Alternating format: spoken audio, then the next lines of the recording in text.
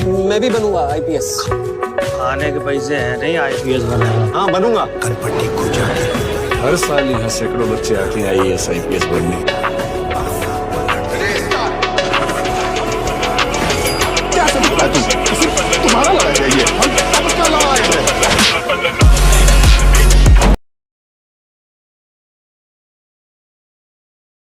Hello बच्चों, Nikhil maths academy पे आप सभी का स्वागत है।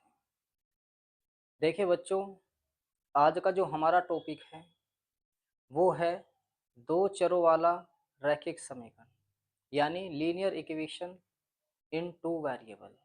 तो यानी आज की क्लास में हम दो चरों वाला रैखिक समीकरण पढ़ेंगे। तो देखिए, आज का जो हमारा टॉपिक है वो है दो चरों वाला रैखिक समीकरण। रैखिक समीकरण इसका मतलब क्या है? Linear equation linear equation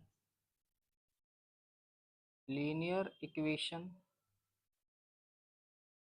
in two variable. देखिए, सबसे पहले अगर आप किसी भी चैप्टर को स्टार्ट करते हैं, सबसे पहले आपको उस चैप्टर के बारे में पता रहना चाहिए कि उसका मतलब क्या है, उसमें हमें पढ़ना क्या है, उसमें हमें फाइंड क्या करना है, क्या क्या उसमें टॉपिक है। तो सबसे पहले हमें यही जानकारी होनी चाहिए किसी भी चैप्टर को सोल्व करने के लिए। क्या बताया हमें? सबसे पहले आपको क्या करना है कि देखिए, अगर आपके पास कोई भी चैप्टर है तो उससे सोल्व करने के लिए उस चैप्टर का आपको पहले मतलब समझ में आना चाहिए कि उसका मतलब क्या है। तो देखिए भाई, हमारा टॉपिक क्या है कि दो चरों वाला रैखिक समीकरण है। आखिर ये दो चरों वाला रैखिक समीकरण होता क्या है? तो लेकिन इसमें सबसे पहले बात क्या आई है, इसमें आया है एक तो चर और एक आया है रैखिक। ये चर क्या होता है यानी वेरिएबल, रैखिक यानी इसका मतलब लीनियर, ये क्या होता है? तो देखिए, अगर मैं आपको ये बात बताऊं कि सबसे पहले चर, ये चर क्या होता है, इसे वेरिएबल बोलते हैं। क्या बोलते हैं? वेरिएबल। देखिए, जो वेरिएबल होता है, वेरिएबल उसे बोलते हैं अगर आपके पास कोई भी लेटर है और उस लेटर की वैल्यू जो है चेंजिंग होती रहे। यानी जैसे मान लीजिए मेरे पास कोई भी एक लेटर है एक्स, तो आप ये बात बताइए कि मैं यहाँ पे क्या लिख दिया, एक्स लिख दिया, एक्स। तो क्या आप ये बात बता सकते हैं कि इस एक्स की वैल्यू क्या है? बताइए। एक्स की वैल्यू आप जो है यहाँ पे कुछ भी एज्यूम कर सकते हैं। कोई ये बात बोलेगा कि यहाँ पे 1 है, कोई बोलेगा 2 है, कोई बोलेगा 1/2 है, कोई बोलेगा 1/3, अदर जितने भी वैल्यू है। लेकिन आप इसको यहाँ पे कंफर्म नहीं कर पा रहे हैं कि यहाँ पे एक्स की वैल्यू क्या है। तो इसका मतलब वही क्या होता है, वेरिएबल, यानी जिसकी वैल्यू क्या होती रहे, चेंज होती रहे, तो उसे आप क्या बोलते हैं, वेरिएबल बोलते हैं। आई बात समझ में? तो क्या बताया मैं आपको चर के बारे में, वेरिएबल के बारे में, जिसकी वैल्यू क्या होती रहे, चेंज होती रहे, तो उसे ही आप क्या बोलते हैं, चर बोलते हैं। ठीक है। तो देखिए, एक्स की वैल्यू भाई हमें यहाँ पर पता नहीं क्या है। इसी तरीके से आप लेटर वाई भी ले सकते हैं, इसी तरीके से आप लेटर जेड भी ले सकते हैं, और अदर जितने भी है आप लेटर इस तरीके से ले सकते हैं, अदर। ठीक है। लेकिन यहाँ पे एक बात बताइए, मैं x इक्वल टू यहाँ पे क्या लिख दिया, 2 लिख दिया। अब मुझे ये बात कंफर्म हो गई कि x की वैल्यू क्या है, 2 है। तो जो ये 2 आया है, ये 2 क्या है, ये कांस्टेंट है। क्या है? कांस्टेंट। इसका मतलब अचर। क्या है? अचर। क्योंकि मुझे इसकी वैल्यू पता चल चुकी कि भाई इसकी वैल्यू क्या है। यानी जिसकी वैल्यू हमें पता हो तो उसे तो आप क्या बोलते हैं, अचर। जिसकी वैल्यू हमें ना पता हो तो उसे हम क्या बोलते हैं, चर। तो यानी देखिए, यहाँ पे क्या है, दो चरों वाला रैखिक समीकरण। तो यहाँ पे हमारे पास कितने चर है, दो। कितने वेरिएबल है, दो। तो वे दो वेरिएबल कौन कौन से हैं?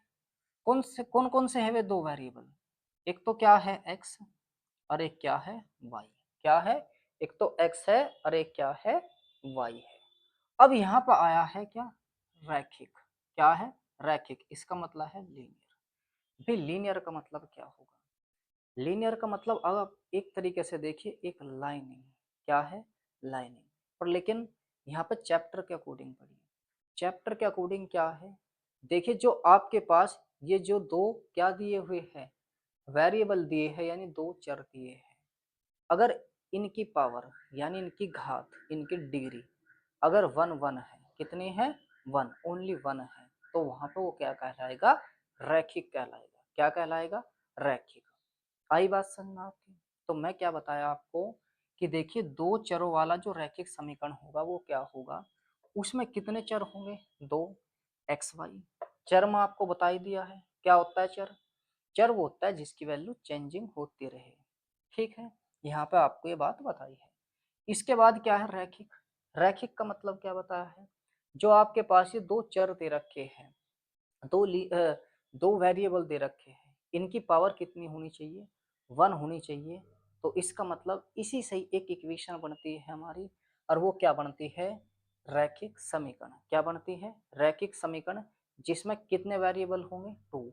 अब देखिए वन वेरिएबल की भी रैखिक समीकरण होती है। जैसे मैं यहाँ पे x इक्वल टू टू लिखा, तो इसमें कितना वेरिएबल है? एक है, यानी इसका मतलब x की पावर एक भी है और हमारे पास एक वेरिएबल है, तो ये वन वेरिएबल इक्वेशन हो जाएगी।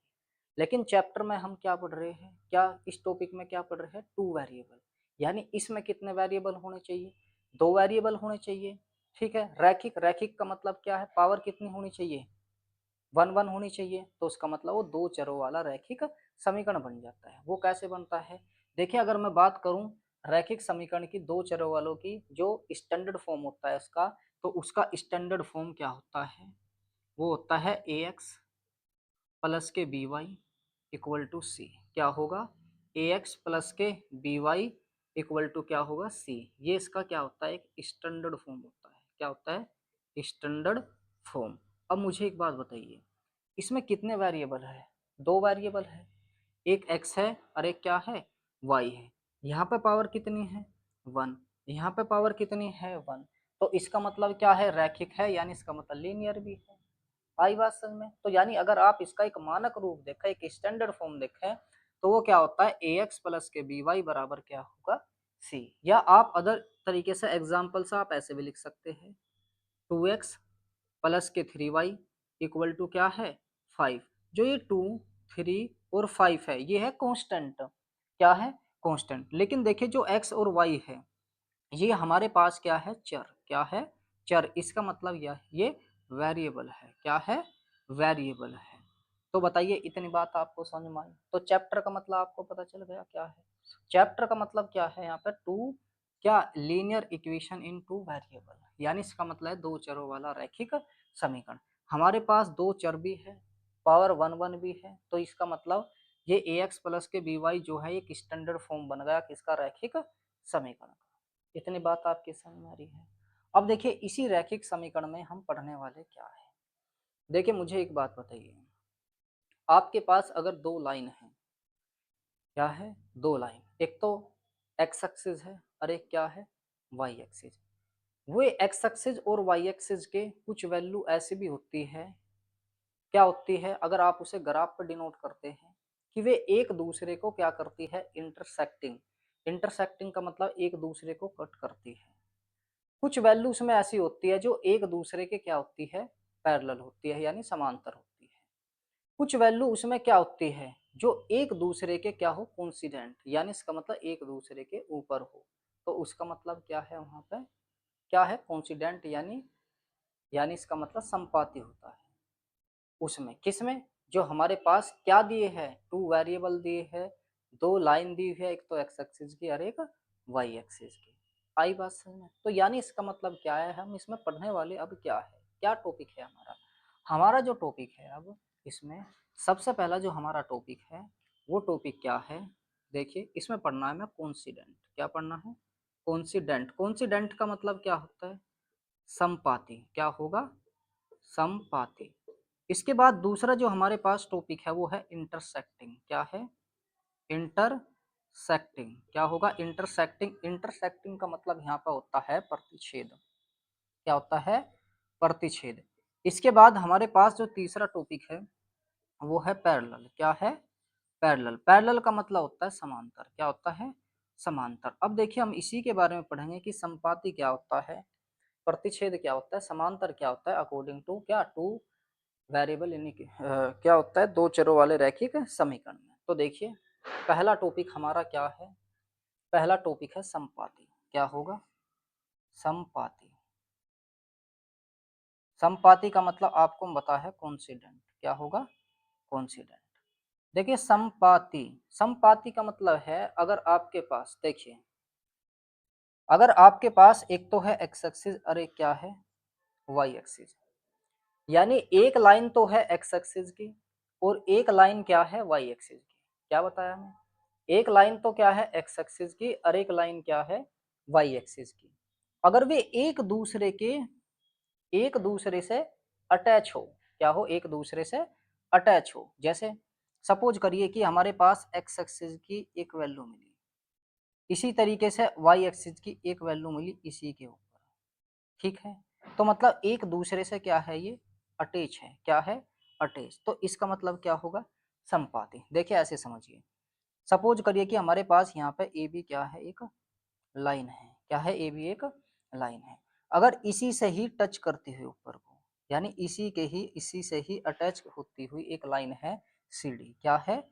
सी डी। तो इसका मतलब क्या है, वे कोइंसिडेंट है, यानी एक दूसरे के संपाती है। क्या है? संपाती है। आई यह बात समझ में आपको? तो इसमें कंडीशन क्या होती है संपाती की, वो कंडीशन समझ लीजिए। देखिए अगर हमारे पास दो इक्वेशन है, अगर दो चरों वाली हमारे पास क्या है, दो इक्वेशन है, दो समीकरण है। कैसे समीकरण है? सबसे पहले हमारे पास समीकरण है a1x प्लस के b1y इक्वल टू है c। दूसरी है a2x प्लस के b2y इक्वल टू क्या है, c2। क्या है? c2। ये इक्वेशन आपके पास फर्स्ट है, ये इक्वेशन क्या है, सेकंड है। और मुझे ये बात देखनी है कि ये दो इक्वेशन जो है क्या ये संपाती है, क्या ये कोइंसिडेंट है क्या? तो कोइंसिडेंट की कंडीशन क्या होती है उस बात को समझ लीजिए। सबसे पहले आप क्या काम करेंगे, अगर आपके पास देखिए कोई भी अगर दो इक्वेशन दे रखी है, तो दो इक्वेशन में सबसे पहले आपके पास क्या होना जरूरी है, क्या होना जरूरी है, a1 b1 c1 a2 b2 c2, यानी इनकी वैल्यू होनी जरूरी है। जब भी आप किसी भी इक्वेशन को बता सकते हैं कि वो कोइंसिडेंट है या पैरेलल है या इंटरसेक्टिंग है।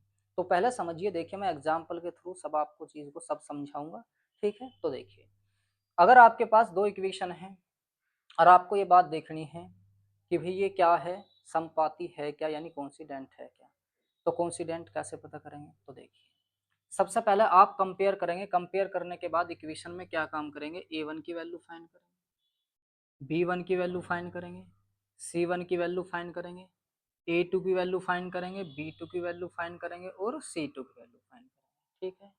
तो फिर क्या काम करेंगे, a1 अपॉन a2 रखेंगे equal to b1 upon b2 रखेंगे equal to c1 upon c2 रखेंगे। क्या रखेंगे? c1 upon c2। अगर ये तीनों कंडीशन क्या आती है, इक्वल आती है। क्या आती है? इक्वल। अगर ये तीनों कंडीशन इक्वल आती है तो आप इस बात को, यह बात बोल सकते हैं कि ये क्या है, कोइंसिडेंट है, यानी इसका मतलब संपाती है। क्या है? संपाती है। कैसे? देखिए एग्जाम्पल से समझिए। देखिए मेरे पास क्या है, एक एग्जाम्पल है, क्या है कि 3x प्लस के 6y इक्वल टू है 5, फिर है 6x प्लस के 12y इक्वल टू क्या है 10।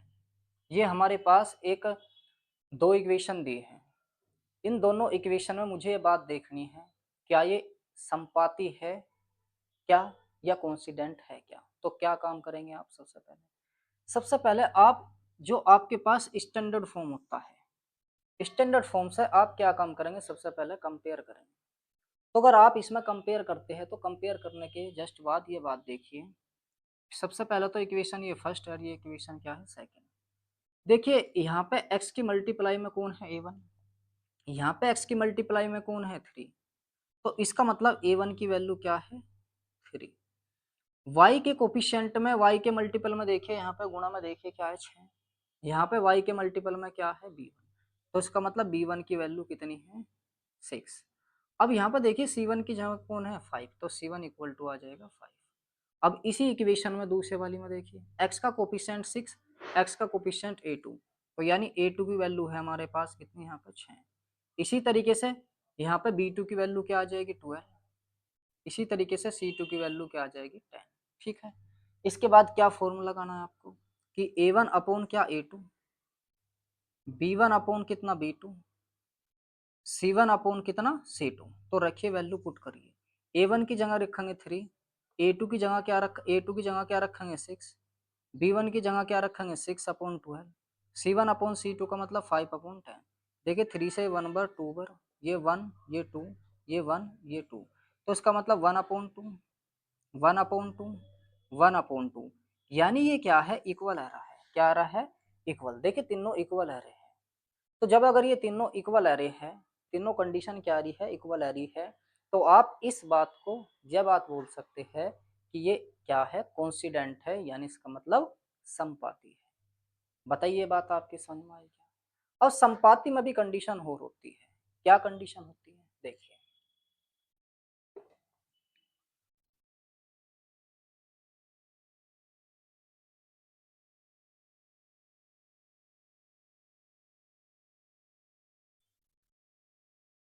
देखिए इसमें भी कंडीशन क्या होगी का देखिए, सबसे पहले किसकी बात कर रहा हूं मैं कोइंसिडेंट की, किसकी बात कर रहा हूं कोइंसिडेंट की, यानी इसका मतलब है संपाती। तो संपाती में क्या बात होगी कि फर्स्ट कि अगर a1 upon a2, b1 upon b2, c1 upon c2 अगर तीनों इक्वल है, क्या है तीनों इक्वल है, तो पहली कंडीशन में क्या होगा, पहली कंडीशन में क्या होगा, ये एक दूसरे के सबसे पहले तो क्या है कोइंसिडेंट है, यानी इसका मतलब संपाती है, क्या है संपाती है। दूसरी कंडीशन में क्या होगा, इसके इनफाइनाइट सॉल्यूशन है, क्या है इनफाइनाइट सॉल्यूशन है, क्या इनफाइनाइट सॉल्यूशन है, यानी इसका मतलब अनेक हल है, क्या है अनेक हल भी बोल सकते हैं आप, या अपरिमित हल भी बोल सकते हैं। तीसरी कंडीशन में ये क्या है कंसिस्टेंट, क्या है कंसिस्टेंट है, यानी इसका मतलब संगत है, क्या है संगत। आइए बात समझ में क्या होगा, अगर तीनों इक्वल है तो संपाती होगा, और क्या होगा इनफाइनाइट सॉल्यूशन होगा, और कंसिस्टेंट यानी इसका मतलब क्या होगा संगत होगा। बताइए क्या इतनी बात आपके समझ में आ रही है? अब देखिए दूसरा जो हमारा टॉपिक है, ये हमारा पहला टॉपिक था, दूसरा जो हमारा टॉपिक होगा वो क्या होगा इंटरसेक्टिंग, क्या होगा इंटरसेक्टिंग। इंटरसेक्टिंग इंटरसेक्टिंग का मतलब आप बोलते हैं भैया प्रतिच्छेद, क्या बोलते हैं प्रतिच्छेद। तो देखिए इस प्रतिच्छेद को पढ़ते हैं कि ये प्रतिच्छेद क्या है।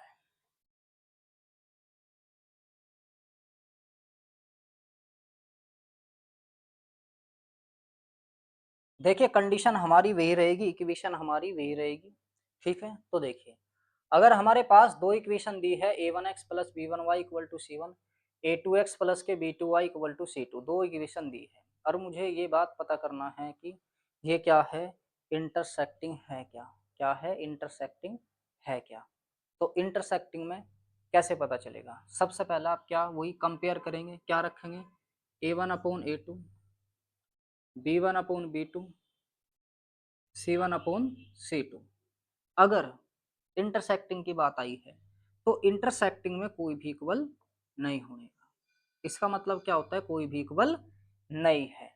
अगर आपके पास कोई भी दो इक्वेशन दी है और उसमें a1 upon a2, b1 upon b2, c1 upon c2 अगर इक्वल नहीं है, तो आप उसे यह बात बोल सकते हैं कि ये इंटरसेक्टिंग है। कैसे देखिए एग्जाम्पल है मेरे पास कि 3x प्लस के 5y equal to 6, 2x plus के 3y इक्वल टू 12, क्या है 3x प्लस के 5y equal to 6, 2x plus के 3y इक्वल टू 12।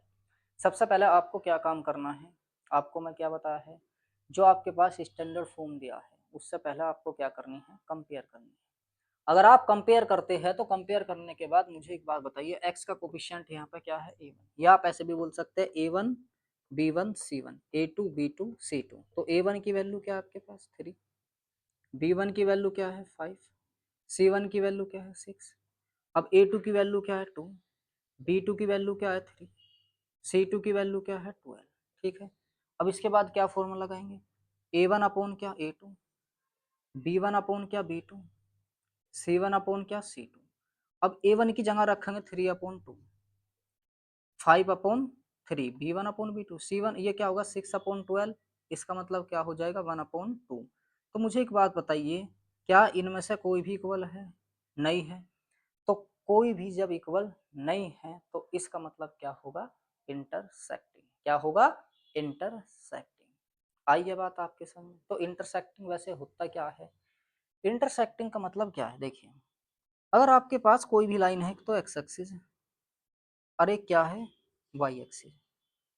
अगर ये एक दूसरे से लाइन कट होती है, क्या होती है, कट। जैसे सपोज करिए एक तो ये एक्स एक्सिस है और एक क्या है, ये वाई एक्सिस। ये किसी पॉइंट पे ओ पे क्या करती है, इंटरसेक्ट करती है, यानी एक दूसरे को कट करती है। तो इसे आप क्या बोलते हैं, इंटरसेक्टिंग बोलते हैं। क्या बोलते हैं इसको आप, इंटरसेक्टिंग।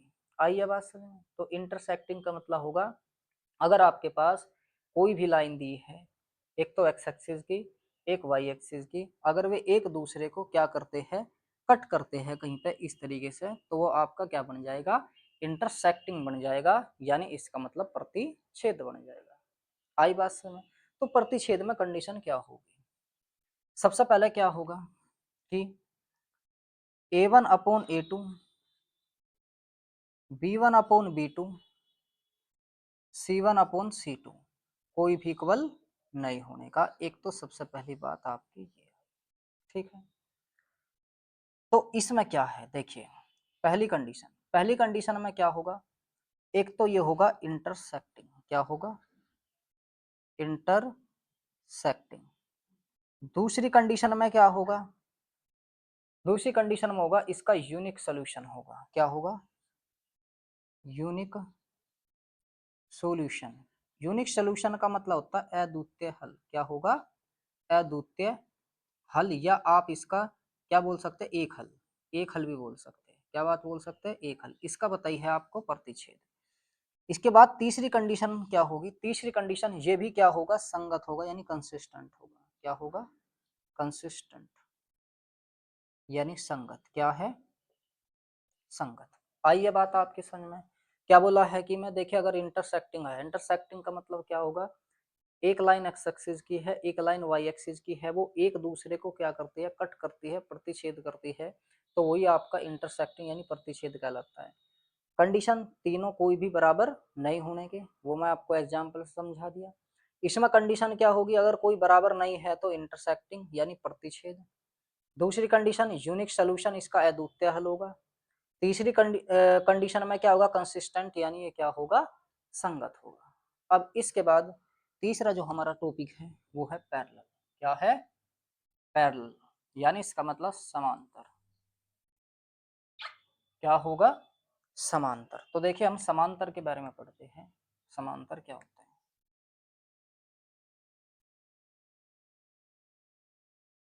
पैरेलल, PARELLEL, पैरेलल यानी समांतर। अब देखिए समांतर क्या होता है, वही कंडीशन सेम, कि अगर आपके पास क्या दिया है, दो इक्वेशन दी है, दो इक्वेशन में क्या कंडीशन हो कि भैया वो क्या बन जाए, पैरेलल यानी समांतर। तो सबसे पहला आप क्या हुई कि a1 अपॉन क्या a2, b1 अपॉन b2 और c1 अपॉन c2। इसमें कंडीशन क्या होगी, इनमें से कोई भी एक बराबर नहीं होने का, इनमें से एक बराबर नहीं होने का, यानी दो इक्वल होंगे। क्या होंगे, दो इक्वल होंगे, तो आप उसे क्या बोलते हैं, पैरेलल। और वैसे पैरेलल आपको पता भी होता है क्या होता है, अगर आपके पास कोई एक लाइन एक्स एक्सिस की है, एक लाइन आपके पास वाई एक्सिस की है, और वो एक दूसरे के क्या है, समांतर है, यानी पैरेलल है, तो क्या है कि अगर एक इक्वेशन एक्स एक्सिस पे बनी है, एक इक्वेशन वाई एक्सिस पे बनी है, ये दो आपके पास इक्वेशन है, तो उसमें हमें कंडीशन देखी कि भैया कैसे पता चलेगी हमें ये एक दूसरे को क्या कर रहा है, एक दूसरे के क्या है, समांतर है यानी पैरेलल है। तो क्या बताया पैरेलल कंडीशन में कि अगर a1/a2 b1/b2 बराबर है और थर्ड जो है वो बराबर नहीं है तो वो क्या होगा, समांतर होगा। क्या होगा, समांतर होगा। तो देखिए इसमें भी एक एग्जांपल लीजिए। मैं एग्जांपल लिया क्या, 2x प्लस के 3y इक्वल टू 5, यहाँ पर लिया 4x प्लस के 6y इक्वल टू क्या, 11।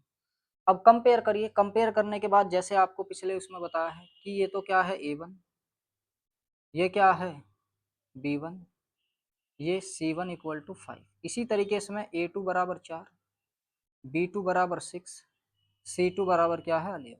ठीक है, करिए क्या, a1/a2 यानी 2/4, b1/b2 यानी 3/6, ये 5/11, ये क्या हो जाएगा 1/2, ये भी 1/2, ये 5 क्या है 11।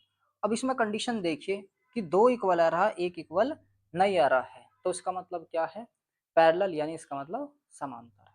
आई बात समझ। तो समांतर में आपने क्या पढ़ा है, क्या है कि अगर a1/a2 b1/b2 और थर्ड इक्वल नहीं है तो पहली कंडीशन में क्या होगा, एक तो वो होगा पैरेलल, क्या होगा, पैरेलल यानी इसका मतलब समांतर, क्या होगा, समांतर। दूसरी कंडीशन में क्या होगा, इसका कोई सोल्यूशन नहीं है, नो सोल्यूशन, क्या, नो सोल्यूशन, कोई हल नहीं है, कोई हल नहीं है। और ये क्या होगा, इनकंसिस्टेंट होगा, क्या होगा, इनकंसिस्टेंट यानी इसका मतलब असंगत, क्या होगा, असंगत। आइए बात आपके समझ में। तो देखिए जो हमने पढ़ा है संपाती, प्रतिच्छेद, समांतर, एक बार इन्हें रिवाइज करिए। देखिए क्या है, कोंसिडेंट यानी संपाती, संपाती में कंडीशन क्या होगी, अगर a1/b2 ओ a1/a2 b1/b2 c1/c2, क्या बताया संपाती में, अगर a1/a2 b1/b2 c1/c2 अगर ये तीनों इक्वल है तो संपाती होगा, अनेक हल होंगे और संगत होगा, यानी कोंसिडेंट होगा, इनफाइनाइट सोल्यूशन होगा, कंसिस्टेंट होगा। अगर कोई भी इक्वल नहीं है तो इंटरसेक्टिंग होगा यानी प्रतिच्छेद होगा, यूनिक सोल्यूशन यानी अद्वितीय यानी एक हल होगा, तीसरा कंसिस्टेंट यानी संगत होगा। बात करें समांतर की, अगर दो इक्वल है एक इक्वल नहीं है तो पैरेलल यानी समांतर होगा, नो सोल्यूशन यानी कोई हल नहीं होने का, इनकंसिस्टेंट यानी इसका मतलब क्या होगा, असंगत होगा। बताइए क्या आपको यह बात समझ में आई, क्या आपको कोंसिडेंट, इंटरसेक्टिंग, पैरेलल यानी संपाती, प्रतिच्छेद, समांतर समझ में आया? अगर आपको समझ में आया है तो हमारे चैनल निखिल मैथ्स एकेडमी को लाइक कीजिए, सब्सक्राइब कीजिए और शेयर कीजिए।